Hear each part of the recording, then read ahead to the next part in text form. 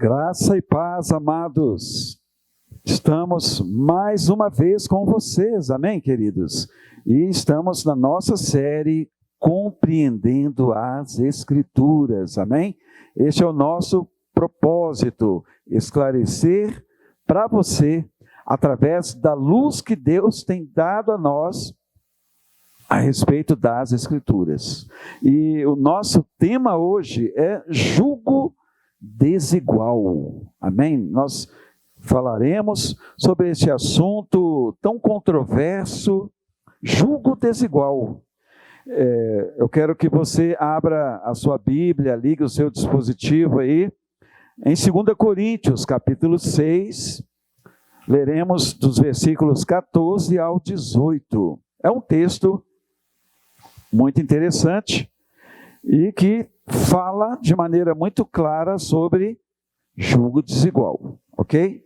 2 Coríntios, capítulo 6, versículos 14 ao 18, a palavra do Senhor diz: não se ponham em jugo desigual com os descrentes, pois que sociedade pode haver entre a justiça e a iniquidade?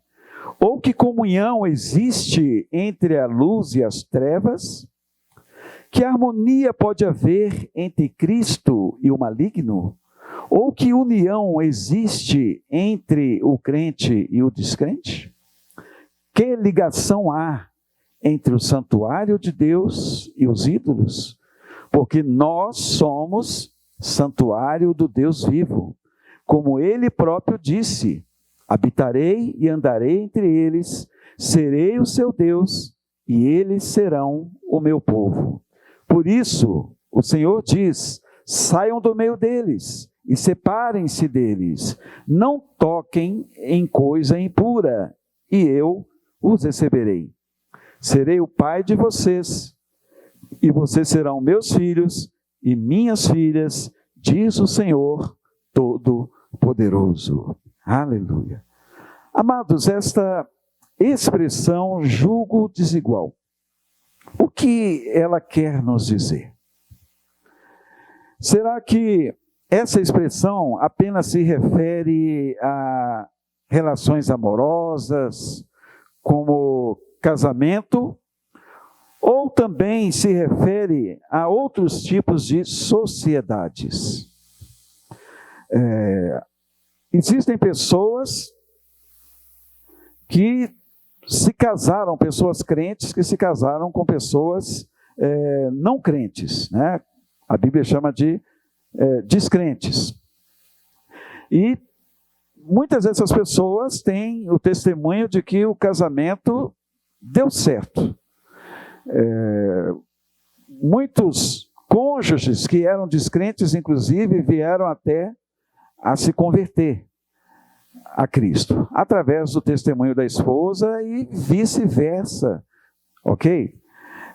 Então, há muitos testemunhos de pessoas crentes que se casaram com não crentes e que o cônjuge incrédulo acabou se convertendo. Há casos de crente casado com descrente que não houve a conversão do descrente, mas se entenderam, houve respeito da parte do descrente, o casamento tem sido bênção. Mas há também, queridos, relatos de crentes que se casaram com descrentes e o casamento não deu certo, houve muito sofrimento, o casal, né, um indo para um lado, outro indo para o outro, caminhos totalmente diferentes. Eu mesmo, como pastor que sou já há muitos anos, já presenciei muito isso. Um cônjuge, sendo homem ou mulher, lamentando o fato de terem se casado com pessoas descrentes. E essas pessoas não se converteram. Em muitos casos houve separação conjugal, justamente por causa dessa diferença. Ok? Então, queridos, o que significa jugo desigual na Bíblia? Nós faremos algumas abordagens, amém? Para termos um entendimento mais claro a respeito deste assunto. A primeira coisa que eu quero deixar claro, amados, para vocês, para todos nós, é que nenhum mandamento de Deus é ruim. Amém, meus amados? Nenhum é ruim para o ser humano. Nenhum mandamento de Deus oprime o ser humano. Amém? Os mandamentos de Deus, na verdade, são vida. É o que a palavra de Deus diz. E como nós iniciamos aqui a leitura deste texto, nós vemos que já é um mandamento, né? Não se ponham em julgo desigual com os descrentes. Então, é sim um mandamento. Não faz parte daquele decálogo dos 10 mandamentos lá de Êxodo, mas nós vemos aqui que é um mandamento. É um mandamento do Senhor. Paulo foi um homem cheio do Espírito Santo e ele falava da parte de Deus. Então veja que a palavra diz que não devemos nos colocar em julgo desigual. Mas a palavra também, ela ressalta de maneira muito clara que os mandamentos de Deus são vida. Vamos ver isso na palavra? Abra sua Bíblia no Salmo 19. Vamos agora lá para o Salmo 19, versículo 8. Salmo 19, versículo 8. A palavra de Deus diz: os preceitos do Senhor são retos e alegram o coração. O mandamento do Senhor é puro e ilumina os olhos. Então nós vemos aqui uma referência nesse versículo 8 a respeito dos mandamentos do Senhor. E aqui está muito claro, os mandamentos do Senhor são retos, diz a palavra, e alegram o coração. O mandamento do Senhor é puro e ilumina os olhos. Então, está muito claro, nós poderíamos ler muitas outras referências, mas está muito claro aqui que os mandamentos do Senhor não são penosos, não são opressores, mas pelo contrário.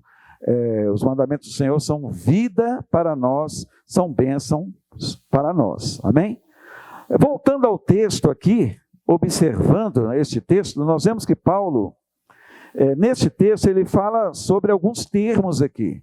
Ele fala sobre sociedade, comunhão, harmonia, união e ligação.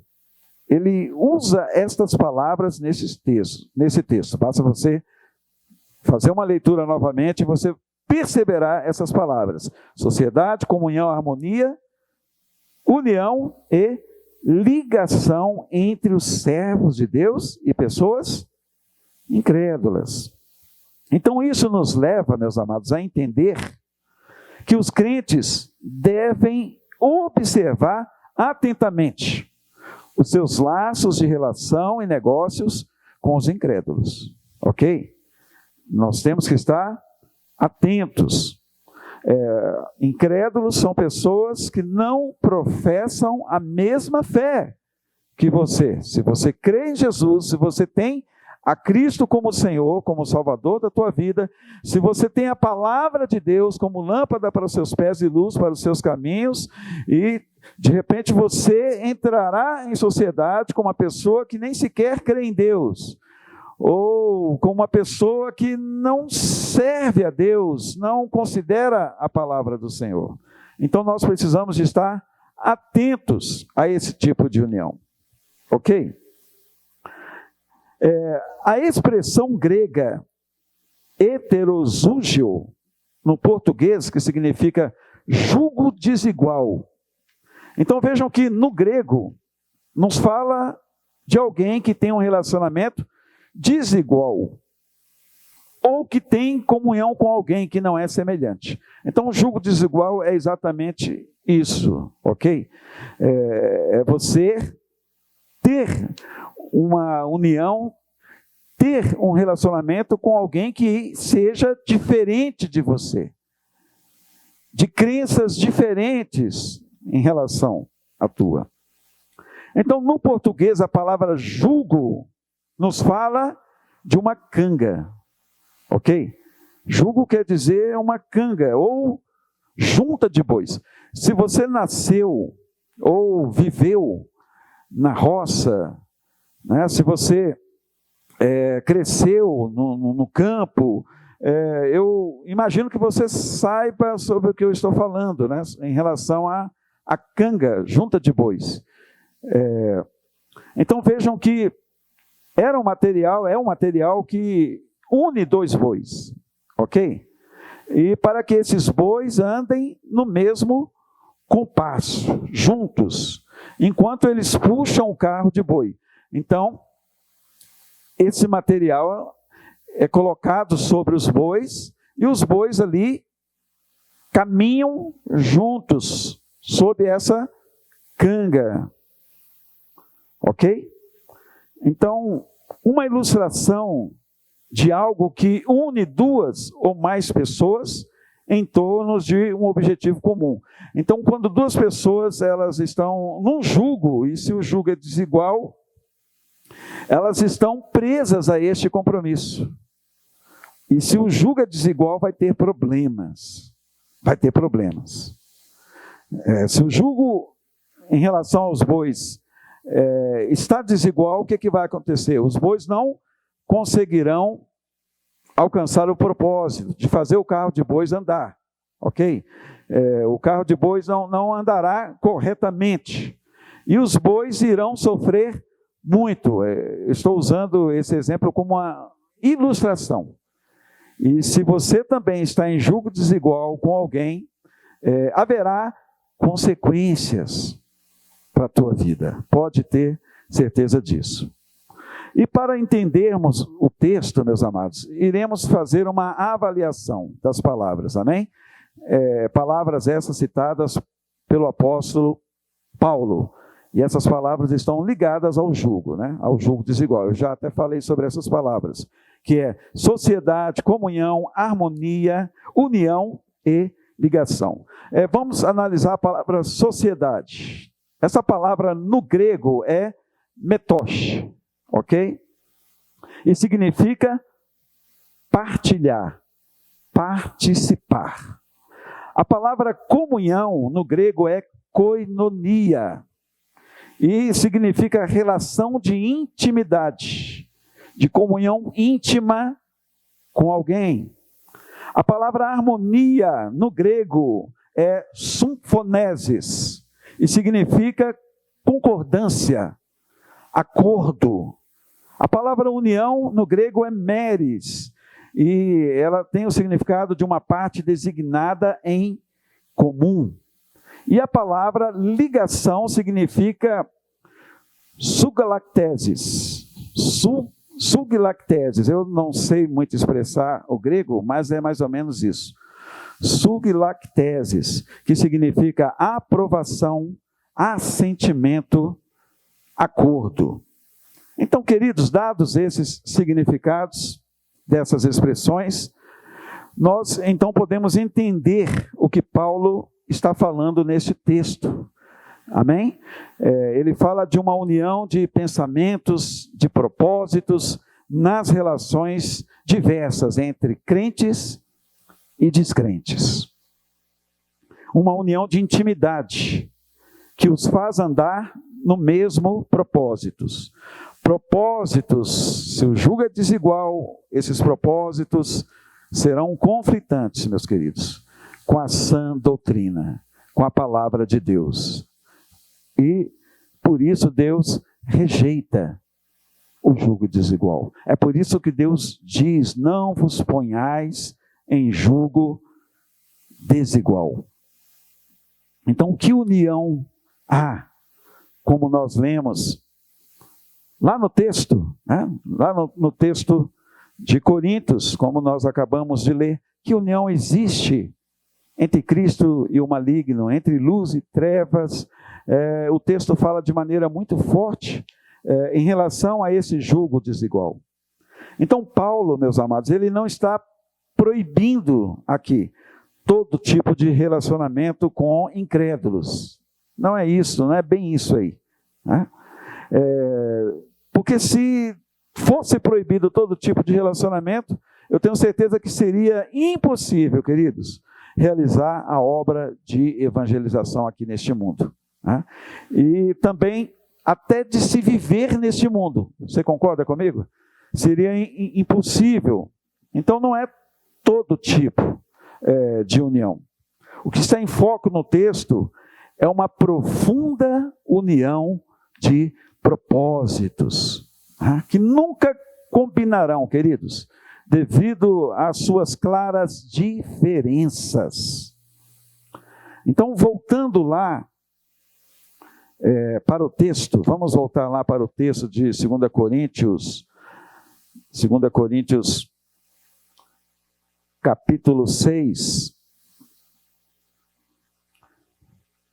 Vamos voltar. 2 Coríntios, capítulo 6, versículo 14. A palavra, ela é muito enfática, meus queridos, em relação a julgo desigual. A palavra é muito clara, ela diz que não devemos nos colocar nesse julgo desigual, porque não tem como haver sociedade entre justiça e iniquidade. Está muito claro. Ou comunhão entre luz e trevas. Luz e trevas não andam juntas. Ou existe luz ou existe trevas. Não tem como as duas andarem juntas. Que harmonia pode haver entre Cristo e o maligno? Ou que união existe entre o crente e o descrente? Então notem que a palavra aqui ela é muito explícita em relação ao julgo desigual. Ok, queridos? Então, Paulo, ele expõe o contraste claro desse tipo de união de propósitos. No versículo 16, ele diz que ligação há entre o santuário de Deus e os ídolos. Nós que cremos na palavra, nós cremos num só Deus, num só Senhor. Amém? Jesus é Deus. Jesus é Senhor. Nós cremos na palavra de Deus. Mas não tem como haver ligação, se somos santuários do Espírito Santo, com os ídolos, com pessoas que adoram a ídolos, a outros deuses, que creem em outros deuses. Não tem como. Então, Paulo ele expõe este contraste em relação a esse tipo de união. Veja também que Paulo expõe o porquê de Deus não querer esse tipo de união na vida de seus servos. Vejam os versículos 16 ao 18. A palavra diz: que ligação há entre o santuário de Deus e os ídolos? Porque nós somos santuários do Deus vivo. Como ele próprio disse: habitarei e andarei entre eles, serei o seu Deus e eles serão o meu povo. Por isso o Senhor diz: saiam do meio deles e separem-se deles. Não toquem coisa impura e eu os receberei. Serei o pai de vocês e vocês serão meus filhos e minhas filhas. Então, o crente precisa de temer a Deus, antes de tudo. Precisamos de temer a Deus, antes de tomarmos decisões, antes de fazermos um tipo de união como essa aqui, de entrarmos num julgo desigual. Tem que haver temor, tem que haver sabedoria no coração do crente, para que possamos avaliar que tipo de sociedade nós estamos iniciando, que tipo de comunhão, que tipo de harmonia, de união, de ligação que assumimos com alguém descrente. Pois isso pode ser, conforme o tipo de união que for, prejudicial, queridos, à nossa vida cristã. E está totalmente fora da vontade de Deus. Então, Paulo ele traz o entendimento de que o crente é santuário de Deus, é a habitação de Deus, morada do Espírito Santo, templo do Espírito Santo. No Antigo Testamento, por exemplo, quando o templo ainda existia, o templo de Salomão, o povo profanava o templo. Como? Introduziam coisas impuras e consequentemente provocavam a ira de Deus. Então, como habitação de Deus, meus amados, o crente não pode permitir tais coisas em sua vida. Amém? Não podemos profanar o templo do Espírito Santo, que somos nós mesmos. Então, concluindo esse estudo, Paulo ele não deixou nenhuma lista para exemplificar que tipos de uniões eram lícitas ou não. Nós não vemos aqui uma lista. E eu também não vou ousar deixar nenhuma, ok? De forma alguma. Mas cada um deve analisar caso a caso, para depois tomar a sua decisão. Né? E as decisões que tomamos têm que ser decisões certas, sobre relações, por exemplo, de comunhão, de intimidade que assumimos. E se fazemos isso com descrentes, corremos um risco muito sério, queridos. É um risco. Pode ser até que dê certo, mas é um risco muito sério de não dar certo. E isso se tornar em um sofrimento sem fim na nossa vida. Ok? Então, o crente tem que analisar, você deve analisar. Eu não vou aqui falar para você o que você deve fazer em relação a esse tipo de união. Mas assim, seja sábio, seja temente ao Senhor, veja se esse tipo de ligação, de sociedade está debaixo das bênçãos de Deus, veja se Deus aprova isto, se isso está de acordo ou não com a palavra de Deus, se é julgo desigual ou se não é, queridos. Eu vou falar uma coisa para vocês aqui. Existe julgo desigual até entre crente e crente. Eu não sei se você está me entendendo, mas existe também. Nem tudo que parece ser, é. Então, eu encerro essa palavra falando para você que você deve, antes de tudo, depender de Deus. Antes de qualquer decisão que você vier a tomar, dependa de Deus. Se houver paz no seu coração, mesmo que humanamente falando seja algo estranho até a sua união, mas se houver paz no seu coração em relação a Deus, você pode até fazer. Seja um casamento, ou seja algum outro tipo de sociedade. Amém? Mas assim, dependa de Deus, ouça de Deus, e que a sua decisão seja sob a instrução divina na tua vida. Amém? Então, espero que você tenha compreendido melhor este texto. Amém? E que você, então, ouça a voz de Deus e tome decisões assertivas debaixo da palavra e da aprovação divina. Deus, então, nos abençoe. Amém.